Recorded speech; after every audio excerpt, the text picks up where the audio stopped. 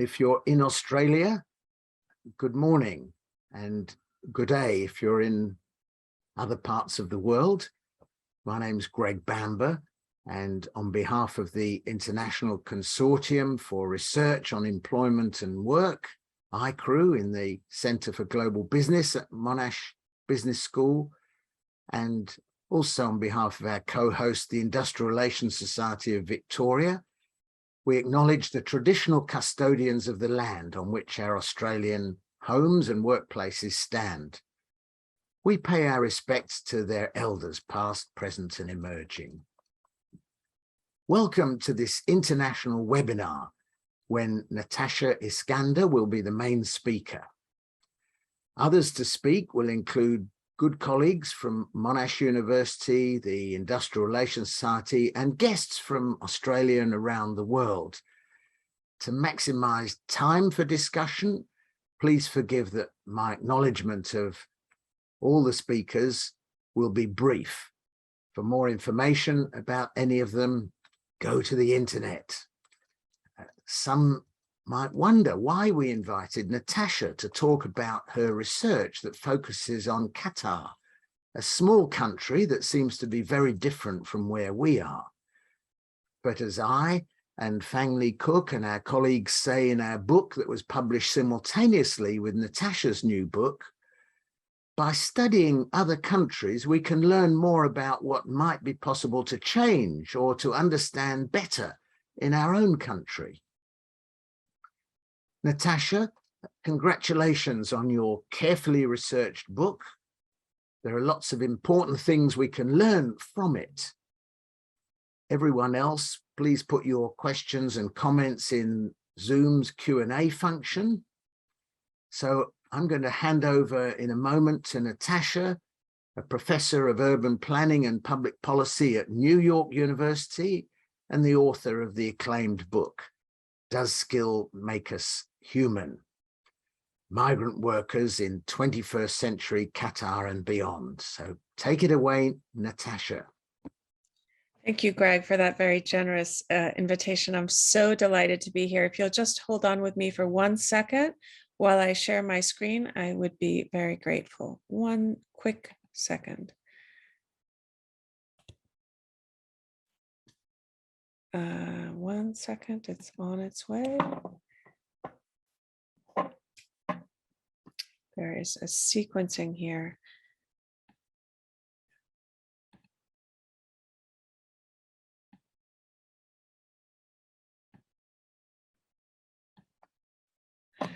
Okay, there we go. Can everyone see the screen? Just a thumbs up would be great. That's great, Natasha. Okay. Thank you. So much. So the title of my talk today is Skill Status and Stratified Lives. And it's an international study of the 2022 Football World Cup construction workers. And although this talk is centered on Qatar, this is a node of global construction that at the moment and over the next few months is likely to receive unusual attention. The talk that I will provide today is based on my book called Does Skill Make Us Human? And the book asks this question, does skill make us human, from a political perspective? But it also asks, is skill another word for freedom? It asks, what are the political consequences of defining some people as skilled and some people as unskilled? And the book explores these larger questions about the politics of skill by looking at the experience of migrant workers in Qatar's booming construction industry in the lead up to the 2022 World Cup. I started this project actually some time ago, shortly after Qatar was awarded the hosting rights in 2010. Almost immediately afterwards, it began the massive construction required for the games, funneling hundreds of billions of dollars to reinvent itself as a global destination for sports and culture. I'd like to just take a moment to illustrate how dramatic this transformation has been.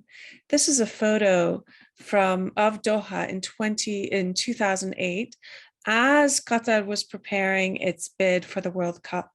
Let me draw your attention to this building, which is the Sheraton Pyramid, and this building here, which is it's called the Hurricane Building.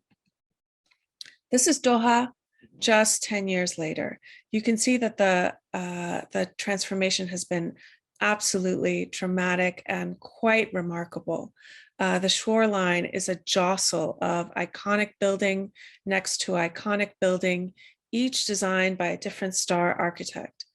In the interlude between the two photos of Doha I've shown here, between 2008 and 2018, the city more than tripled its footprint.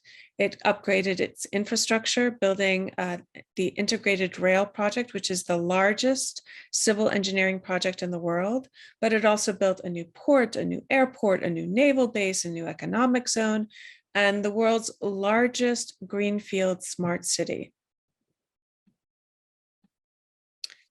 The buildings that have received the most attention over the past few months are the 8 stadia that Qatar has built for the World Cup, and they're likely to receive much more attention as we dive into the games. Each of these stadia represent an outstanding path-breaking design accomplishment with new innovations in sustainable design, modular construction, geothermal cooling systems, and much, much more. But the stadia actually represent only a tiny fraction of the development over the past decade. They represent about 4 million out of close to 300 billion. Development has expanded outward into the bay. This is the Pearl Qatar in Doha, which is an artificial island spanning nearly 4 kilometers and the largest luxury mixed-use development in the Middle East. And a few kilometers north of Doha, where the final games of the World Cup will be held, is Lusail City, which extends outward into the sea on 4 man-made islands of 38 kilometers squared. This massive development has been funded through hydrocarbon revenues. And Qatar has also upgraded the liquefied natural gas facilities to protect these revenues for this project and future projects. This is here you see the Barzan LNG processing plant that Qatar has built over the past decade, but it's also invested in the construction of 6 new underground wells, along with associated bridges, pipes, and subsea manifolds, a bargain at $50 billion. So now that I've told you about Qatar's really impressive and astonishing development over the past decade, let me introduce you to the workers who actually made this happen. Qatar's workforce is 95% foreign in the economy as a whole, but in the construction industry, the workforce is 100% foreign, with the exception of some 1,000 Qataris. The workforce is profoundly international, with workers from Mozambique to Nepal. A slim majority of workers are from South Asia and from the Middle East, but the workforce is truly diverse. This is another photo of workers who built Qatar, looking at the economy as a whole. This is the economically active population in Qatar by nationality and industry. This blue layer is the construction industry, close to 1 million workers strong, all foreign workers. This green layer is all other foreign workers and other industries. This orange layer is other national, so Qatari workers in industries other than construction, and this is mostly public sector. And this yellow line is represents Qatari workers in the construction industry, and that is actually not to scale, given the fact that only about 1,000 out of 1 million workers are Qatari nationals, mostly firm owners. This is another snapshot telling a different version of the same story. This is the economically active population in 2018 in Qatar. And here you can see that construction is the overwhelming dominant industry. This is in marked contrast to the construction industry in other areas of the world, where construction generally averages about 5% of the economically active population and rarely ever pierces 10%.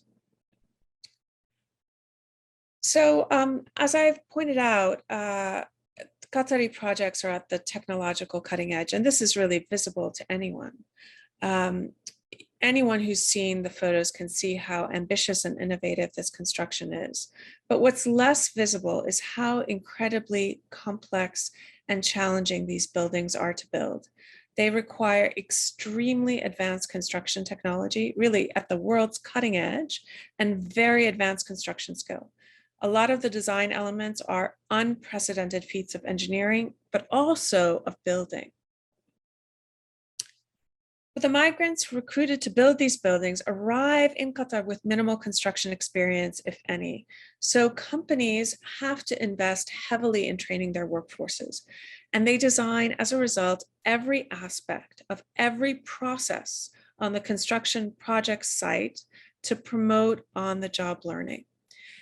Construction sites in Qatar function as vast training systems more than they function as production sites. And through these training systems, thousands and thousands of men on each site, these are large 10,000, 20,000 men sites, develop specialized construction skill very quickly. Companies designed highly detailed and highly proprietary systems to measure and develop worker skills, measuring learning sometimes several times a day. And this is because companies literally lived and died based on how well they were able to train their workers. Their projects depended utterly on the skill that workers acquired in order to function. But when I asked the managers and supervisors about the workers on their sites, they all described them as unskilled. They described their master scaffolders, their expert welders, their precision cladders, and many others as unproductive, poor quality, or just bodies. This, by the way, is a view implicitly and unintentionally reinforced by much of the press coverage and human rights analysis on Qatar.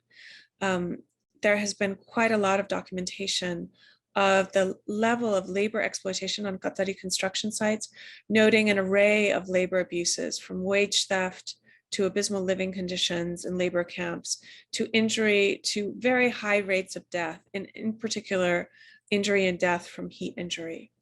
They note violations of basic bodily welfare and implicitly represent workers as wretched and unskilled, sometimes explicitly referring to them as unskilled.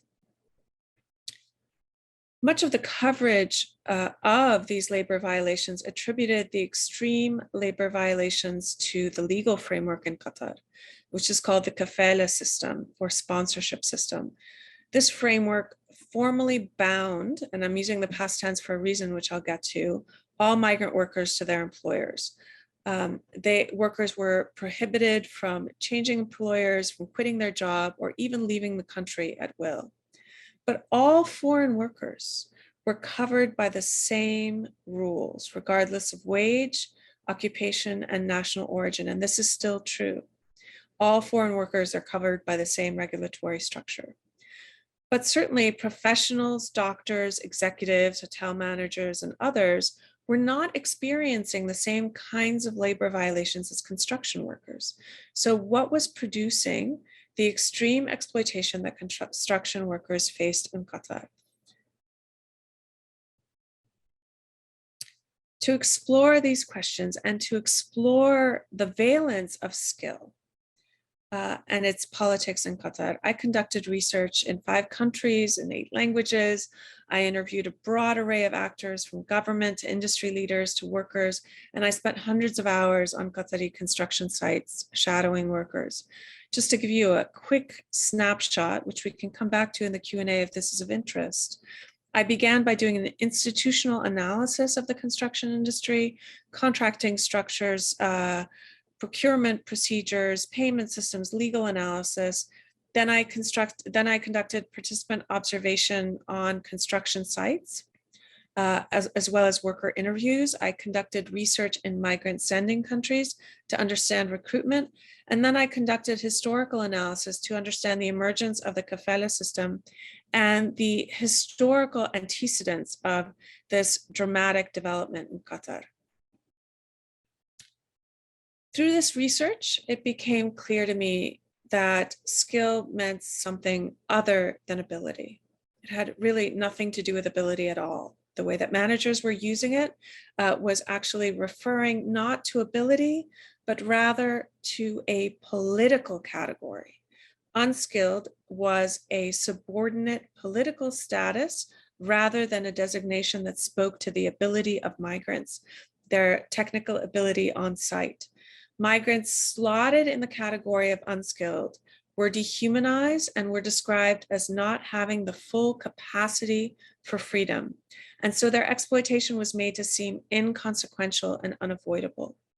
The reason that this was possible, and the reason that skill plays this political function, is that in denying skill, workers were in effect denying learning. The learning, in fact, that they were engineering on site. But they were denying learning because learning is fundamentally an act of freedom. You can compel someone to do something.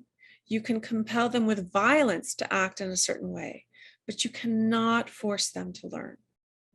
Learning is an intimate process, as all of us who have been learners or teachers know.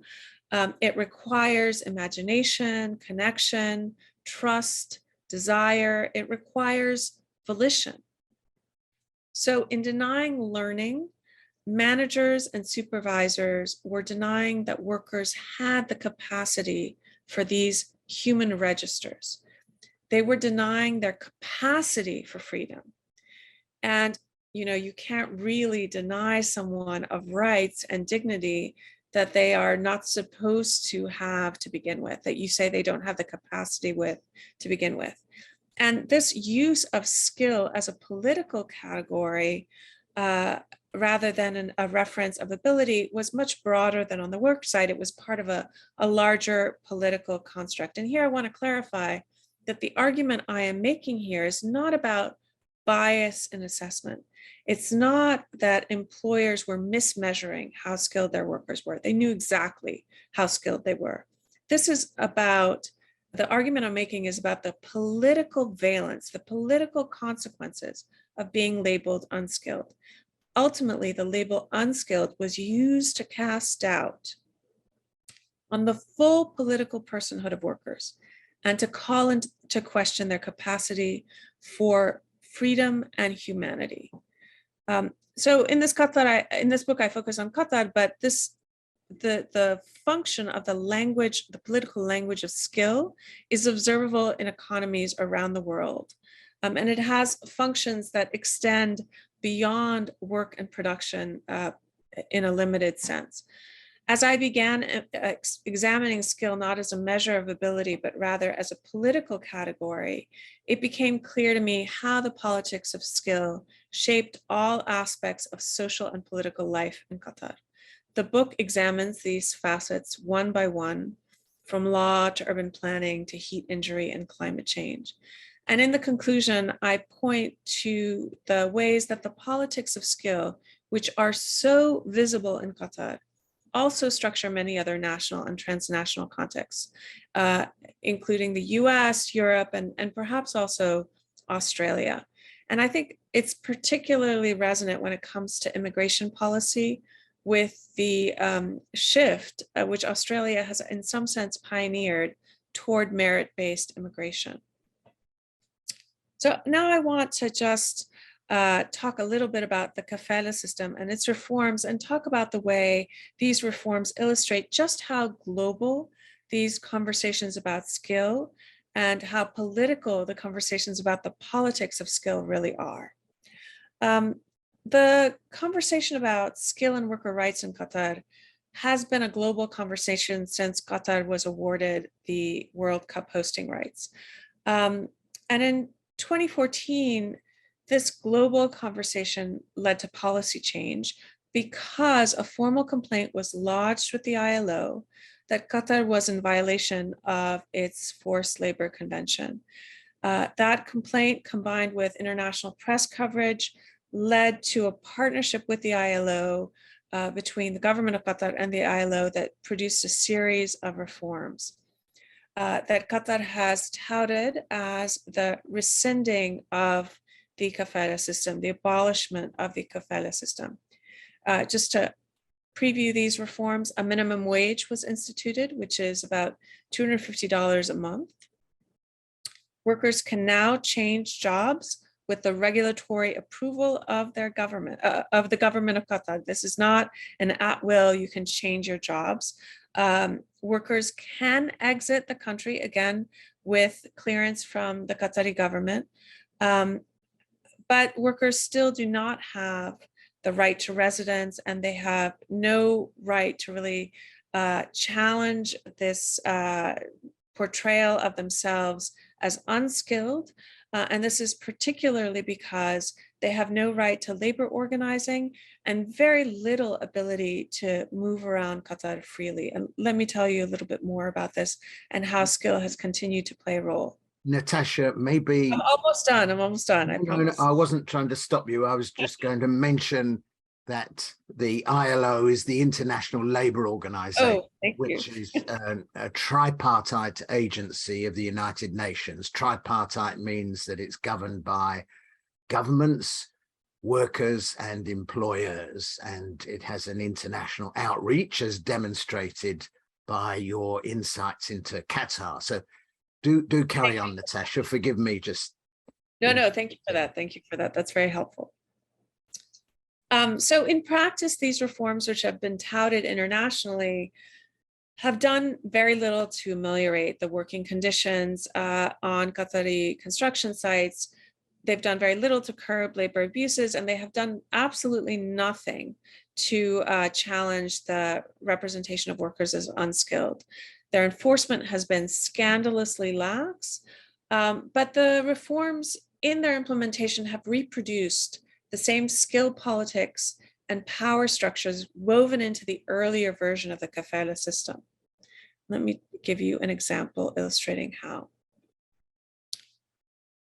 Since 2005, Qatar has banned by law workers it classifies as unskilled, and here again, regardless of their ability, from the city they have built. The government has published, and this is the map that it's published, color-coded maps indicating which areas of the city, quote unquote, unskilled workers are prohibited from residing in and in practice from circulating in.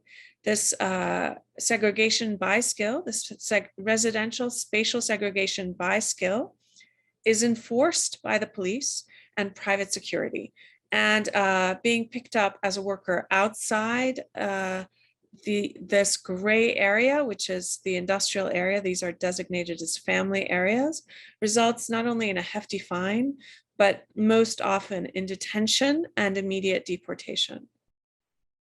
So this area here is where 500,000 workers are confined. The area is zoned for industrial use, and this is what the industrial area looks like. You can contrast this to the earlier kind of glittery images of the reinvented architecturally forward Doha, the dazzling Doha.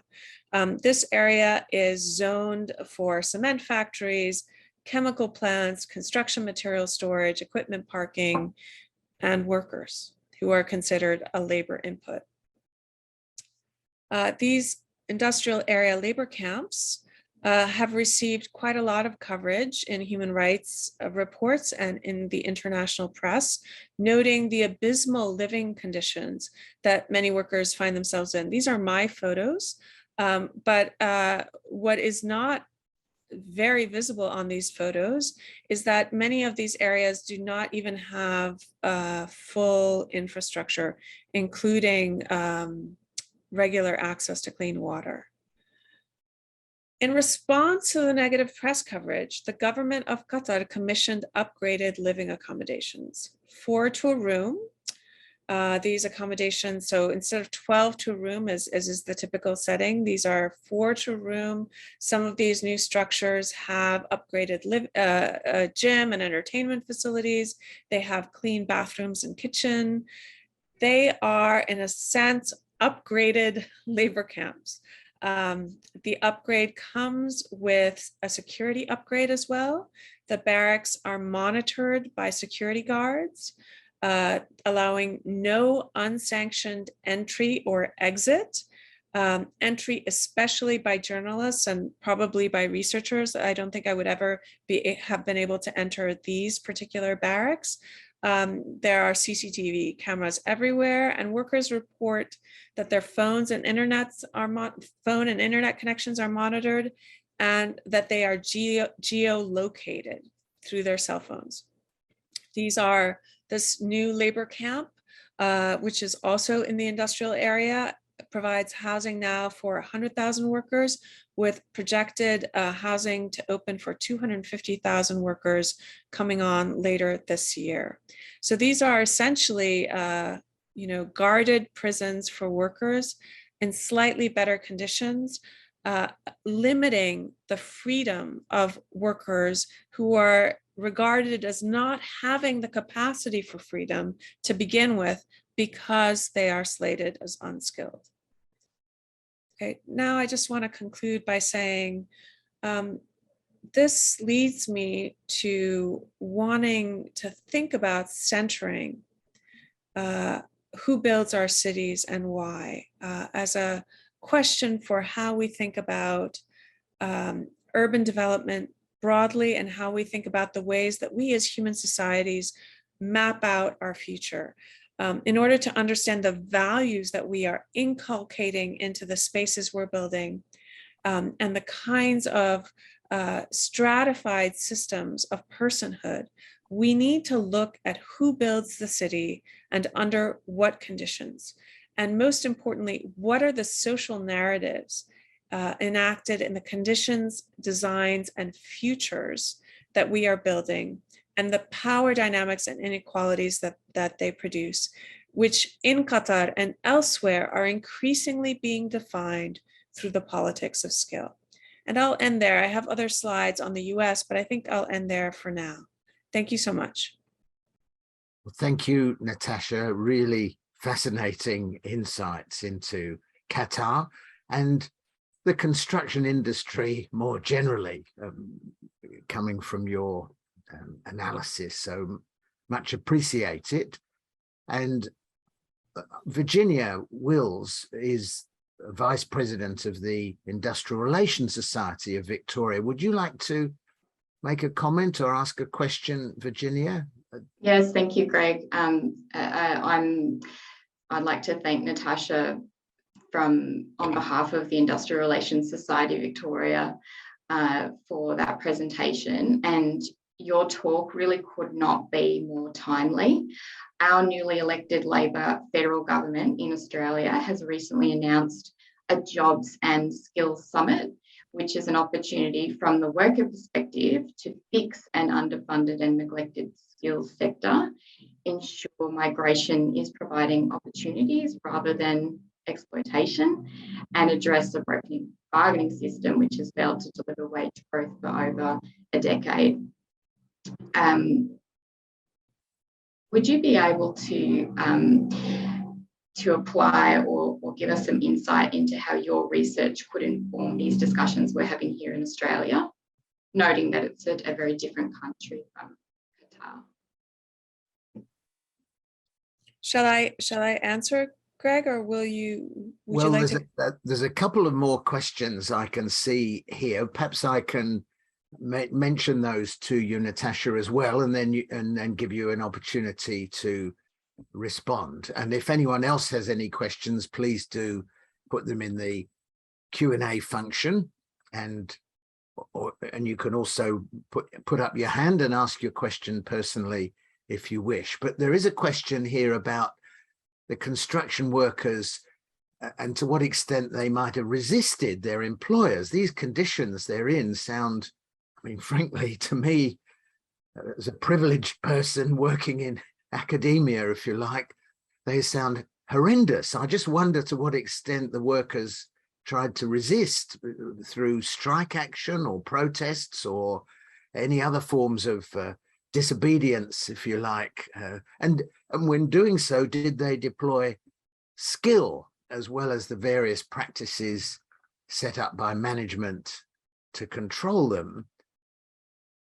And there's another question about the international media, which has drawn attention to the high numbers of heat-related deaths. Excuse me, this is quite topical for me, coming from the United Kingdom, where people are getting very excited about world or record high temperatures in the UK of about getting on for 40 degrees centigrade. But to what extent were there heat-related deaths and injuries? I noticed the Guardian, for example, talks about at least 6,500 deaths on Qatari construction sites since the World Cup was awarded in 2010. And does skill politics have any bearing on occupational injury through heat? The questioner asks. So there's 3 questions on the table you might like to respond to, and please do put any other questions into the Q&A function. So maybe I'll just take them in the order that they were articulated. These are all excellent and provocative questions. Virginia, let me start with yours. I think that a summit on skill is such a crucial step forward. It really is a critical conversation to have, and it is exceptionally important that workers take the lead on that conversation. The reason is that skill is so easily folded into questions of power. And so the representation of people as skilled or unskilled can very easily be a power move that then has all sorts of other implications. So in the US, for example, in the construction industry, skill is advanced, made visible by our unions. So our unions, our trade unions, train workers, and they also make their skill visible. They defend it, they make sure it's remunerated, but those unions have been under assault. So their share in the construction industry over the past decade has almost halved, from 18% to a measly 12% today. And so their ability to shape the skills conversation is shifting, is weakened. And it has allowed contractors to represent more highly skilled workers as unskilled, and has enabled them to adopt construction technologies that are represented as requiring very little skill, but that in fact require quite a lot of skill to make work. So this is, prefab is an excellent example of this. With prefabricated components, the idea is you just assemble it, it's a puzzle, it's very easy. But in fact, prefab can be extremely difficult and require a holistic and fine-grained understanding of the construction process and of specific trades and how they work together. And workers actually deploy these skills on these sites. And yet, because there is very little worker voice to defend their skill, to make their skill visible, and to insist that that skill be remunerated and also replenished and developed, that representation of workers as unskilled and the politics that go with it have been in ascendance. In Qatar, and this would lead me to my next answer, workers had no voice, no formal voice to represent themselves as skilled. So worker organizing is prohibited by law. Unions are prohibited by law.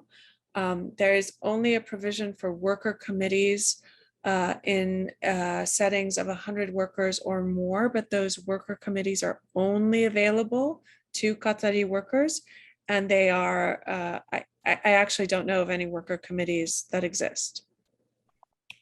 In addition to no formally organized mechanisms for voice. All forms of protest are outlawed. And the response to protests that employers can deploy is immediate deportation, within hours, also detention in some cases. And so, right, the large organized strikes did not exist in Qatar at all. I was surprised, however, to see that wildcat strikes were enormously prevalent. Every single site I was on, or every single site I heard about, had a wildcat strike, a spontaneous wildcat strike at some point in its existence. And these wildcat strikes were managed by supervisors. In fact, health and safety staff, one of their components of their jobs was to manage these protests, and protests that hewed to a very formal and limited script were allowed to kind of play out for a couple of days as a way for workers to blow off steam. So let me highlight that script. If the protests stayed limited to one nationality, so the Ethiopians protested or the Nepali workers went on strike, as long as it was just one nationality, and as long as the strike consisted of workers just staying back in the labor camp for a couple of days, any kind of resistance on the construction site was immediately tamped down. And by resistance, I mean, even something as minor as a worker talking back to a supervisor or foreman. As one health and safety manager put it to me, it's like a spark on site. And if you don't tamp it out right away, the whole thing goes up in flames. And so, those kinds of protests that were really people just, in a way, taking a few days off, blowing off steam, were tolerated.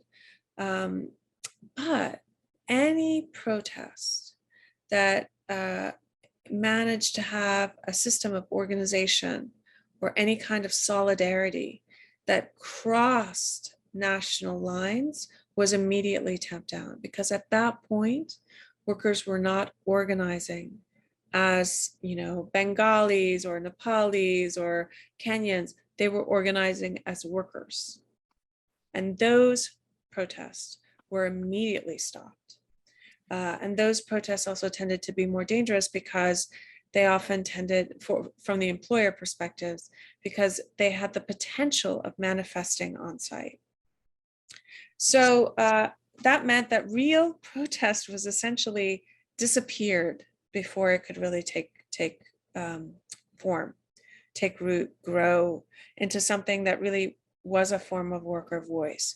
So in order to resist the kinds of exploitation that workers confronted, everything from wage theft to working in unsafe conditions to forced overtime, etc., workers relied on their relationships developed through skill building, relationships of teaching and learning as a form of cross-national solidarity.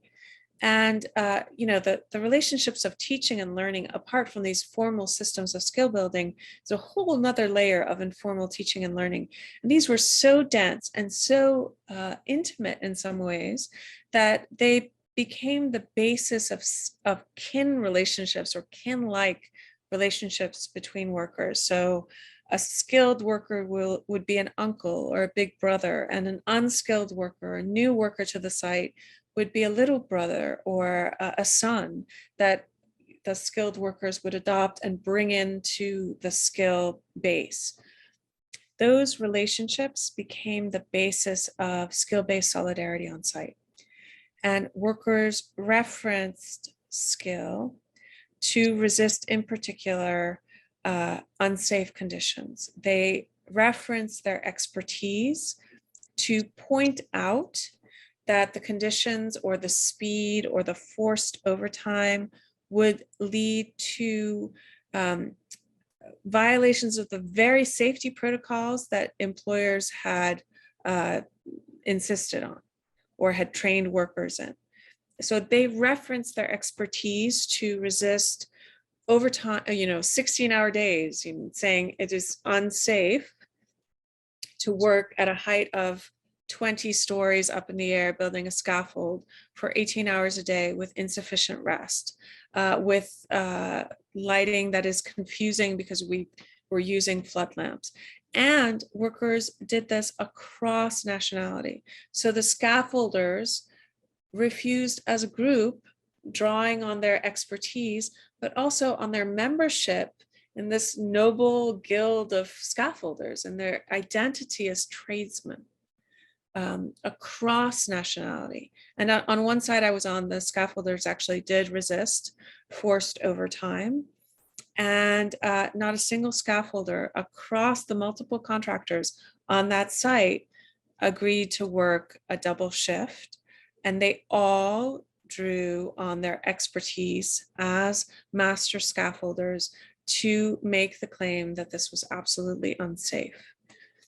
So then this question of worker safety brings us to the question of heat. Heat, I think, is one of the most important occupational hazards we are likely to face going forward. I think if we think about the future of work and climate change, that intersection that crosses right at heat.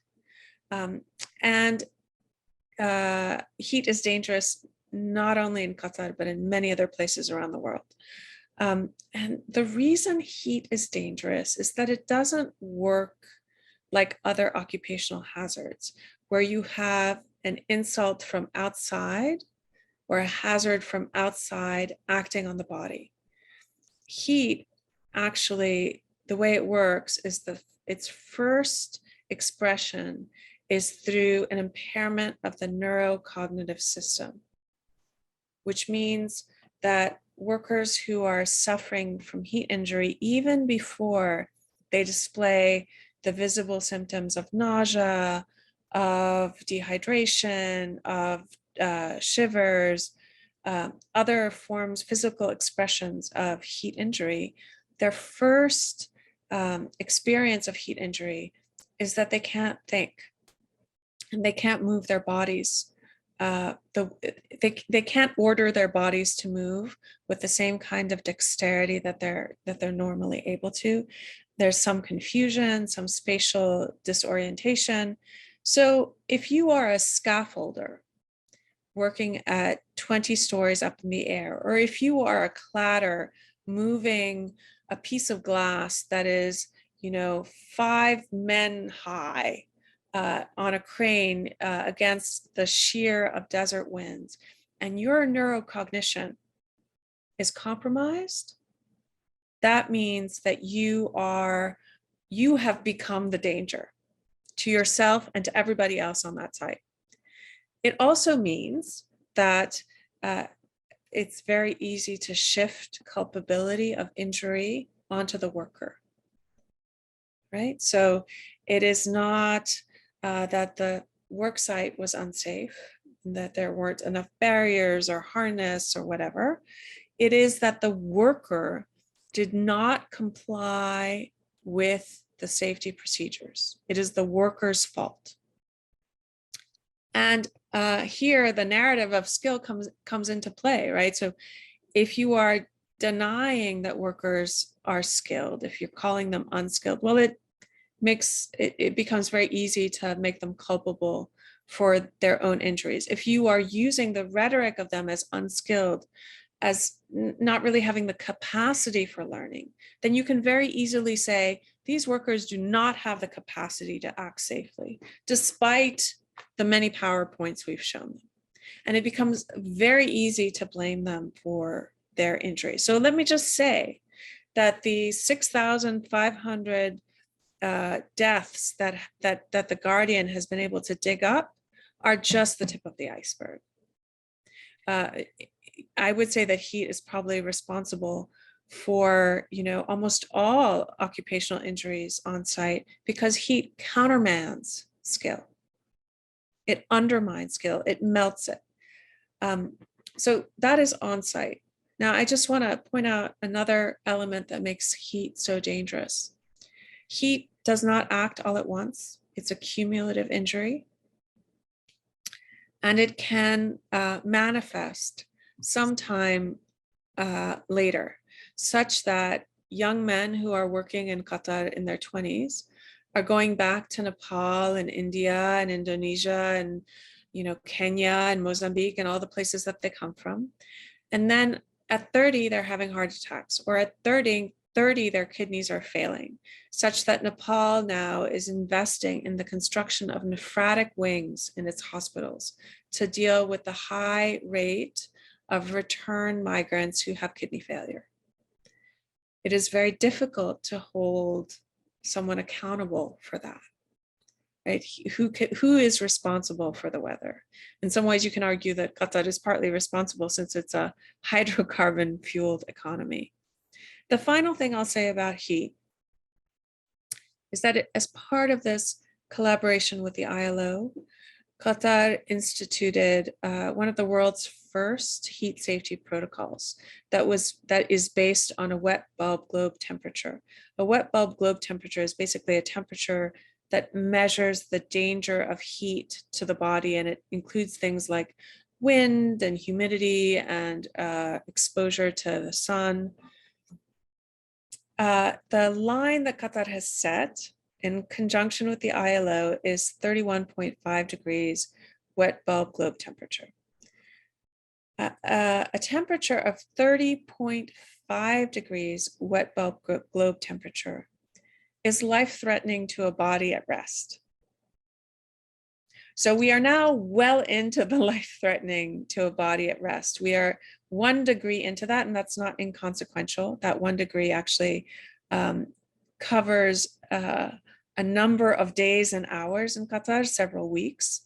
So the ILO has placed with the Qatari government a line in a zone that is already life-threatening at rest. At 30 degrees, 30.5 degrees, workers can only work safely for 15 minutes every hour, drinking 2 liters of water every hour. If anyone has ever been on a Qatari construction site, you know that workers are not working 15 minutes an hour. The ILO and the Qatari government also argue that they've placed the limit a little bit higher because workers can self-pace, and self-pacing allows workers to adjust more adeptly to heat conditions. But again, anyone who has ever spent 5 minutes on a construction site in Qatar knows that workers cannot self-pace. And again, this is tied to the narrative of skill, the representation of workers as unskilled, and the kinds of power dynamics and exploitations that occur on site as a result. Well, thanks, Natasha. And there are several more questions on the table. One is from Philip Derham. Philip, would you like to unmute and ask your question, or can Shahib, if you wish, do that for you? And while that's happening in the background, Philippe, there are a couple of other questions I'll put on the table, and then you can put your question, Philip, if you wish. And first, oh, you go, Philip, if you're on. Thank you. Natasha, listening to you talk about the attitudes sounds very much to me like the sorts of arguments that a slave owner in the US or the UK would have advanced in the late 17th and early 19th century, and was also advanced by Australian plantation owners in getting Pacific Islanders to work as indentured servants in the late 19th century here. I'm just wondering, is there any real difference? Is it just another way of trying to manipulate, manage and control and empower the, dare I say it, Marxist ruling class? Well, that's a great question. So I can put another couple of questions on the table, Natasha, as well. Thanks, Philip. And that reminds me, just looking at the construction of the railways and the canals in the UK in the Industrial Revolution years, there were thousands of deaths involved and very unsafe and tough working conditions then, which kind of prompted the growth of unionism and industrial collective action and so on. So interesting question, Philip. But Natasha, you pointed out that the reforms that Qatar has instituted to its kafala system and labor laws have not addressed labor violations in practice. What would you recommend to improve the conditions of workers in the construction industry and also more broadly in Qatar? That's one question. Another one, which is also anonymous, from one of our PhD students, asks about your research methods. And you mentioned how resistance is not tolerated in Qatar. And the student asks, how on earth did you succeed in doing your research in such circumstances? And I know, because I read your book, you discuss this a bit in a postscript. And by the way, your book's in our library at Monash University, so students can consult it there. Would you like to reflect a little bit on your learning about doing this kind of research, Natasha? And a last question on the table that I can see at the moment is again anonymous, and it asks, the question asks, how are skills being managed and by whom in Australia and in the US, and possibly Virginia? You might like to come back on the question about in Australia, or Fang Li Cook, or another colleague who's online, because we can't expect Natasha to answer the question, I think, about Australia. So over to you, Natasha. Thank you. Thank you so much. Those are excellent questions. Philip, your point is well taken. In fact, when I looked at some of the contracts that workers were signing, they look a lot like contracts from, the 1860s for indentured workers. And many of the legal structures of the kafala system are actually holdovers from the British indentured system. The kafala system is often represented as an Arab or Islamic legal structure. In fact, it's not. It is a recycling of and a holdover in some important respects, including the notions of skill and who has it, and what being unskilled means, that were embedded in the British system of indenture and its regulation. I think there is a way in which the system in Qatar is a more accentuated illustration of the ways in which we still live with the power dynamics and definitions that were established some time ago. And I think that is true in Qatar precisely because 95% of the workers are migrants. They are in Qatar at the pleasure of their employers. They have no political rights apart from the rights associated with their economic function, which are very limited. They have no political existence other than their role as workers. They don't have a right to residence. They don't have a right to family. They don't have a right to planning out futures.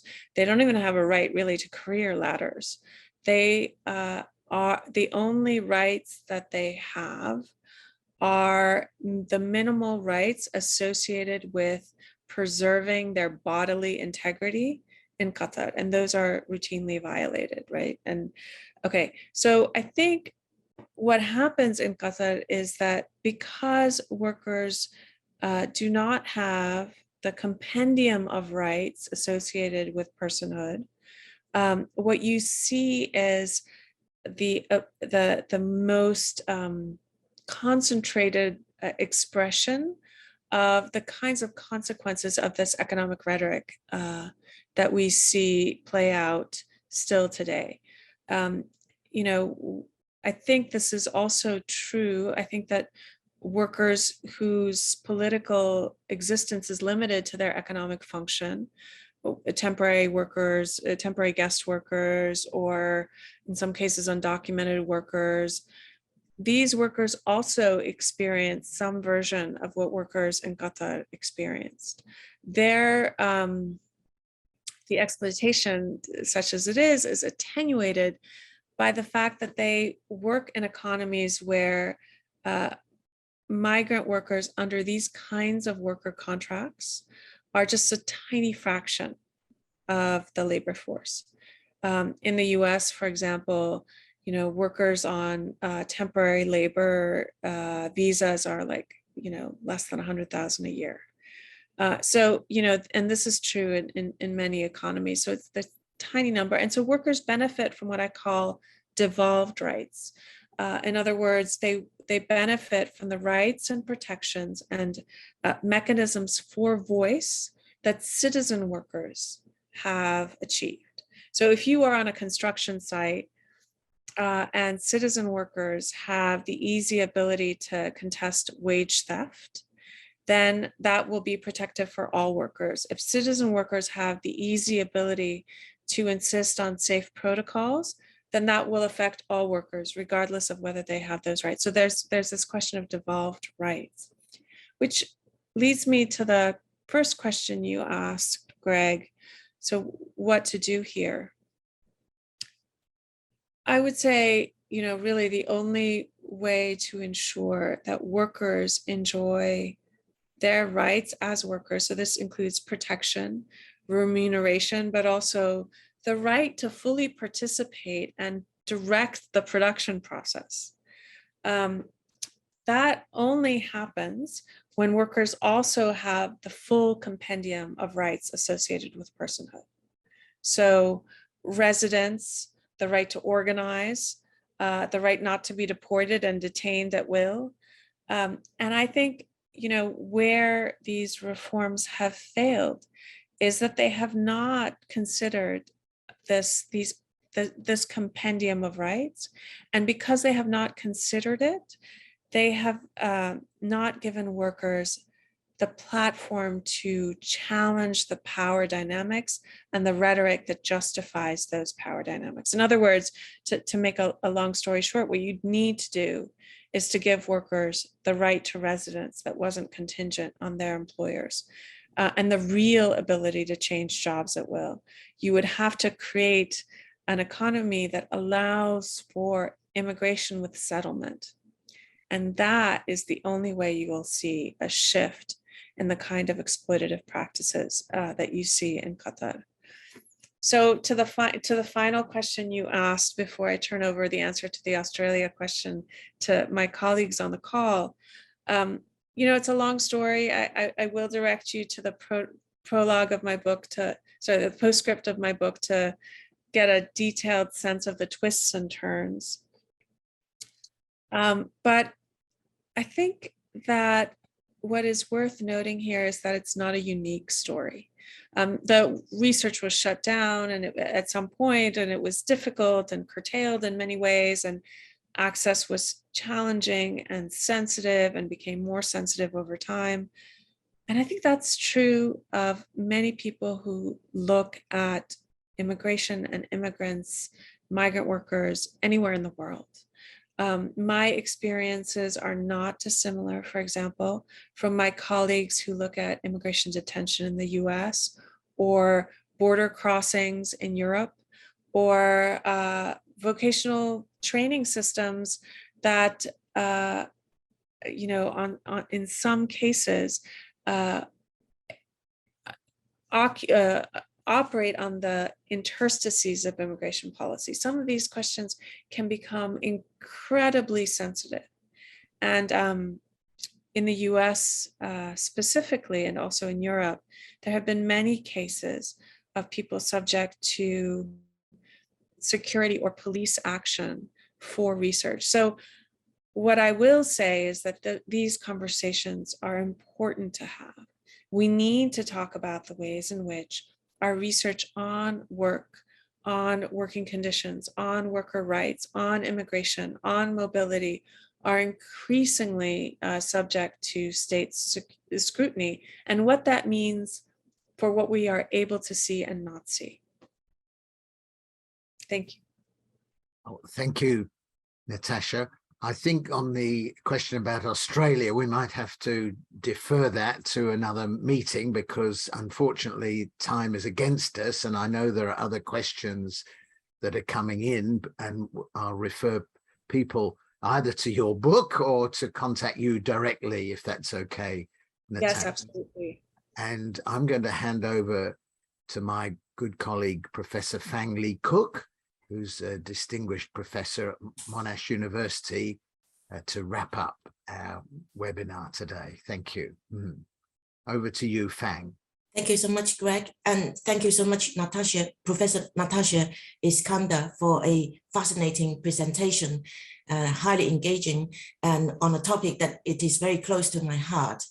And you touch upon, you focus on two main concepts that are really relevant to the contemporary labor market globally and cross-border. One is skill, the other is the immigration status. So the intersectionality of skill and immigration status and the negative consequences for this large quantity of workers in Doha construction site is really very evident here.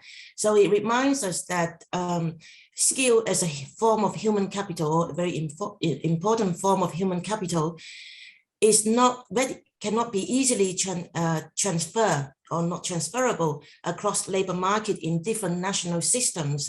And there is a lot of politics involved in it, and also labor economics involved in it, because by suppressing or underrating the skill, employers can get away with paying a very small amount of wages, and to suppress the workers' organization ability and career progression as well. And so that reminds us that magnificent architectures or landscapes such as what we have seen in the Middle East do not fall from the sky, but it's built on with great institutional, technological, social, and economic kind of challenges, and sometimes with serious negative impact or cost, human cost as well, such as falling from the scaffolding and due to heat exhaustion, etc. So that requires key institutional involvement and key stakeholders, such as the government, trade unions, and other labor organizations, international NGOs, to be actively involved in regulating this kind of labor market to improve the workers' terms and conditions. So there are a lot of food for there's lots of food for thought there, and really thank you for that. And I have really enjoyed it very much because these topics are very close to my heart, not least being a human resource management scholar and a immigrant myself. So at this note, on this note, I would like to thank Professor Natasha Iskander again for a fascinating presentation, very intellectually stimulating. Also want to thank Virginia Willis from the Victoria Industrial Relations Society for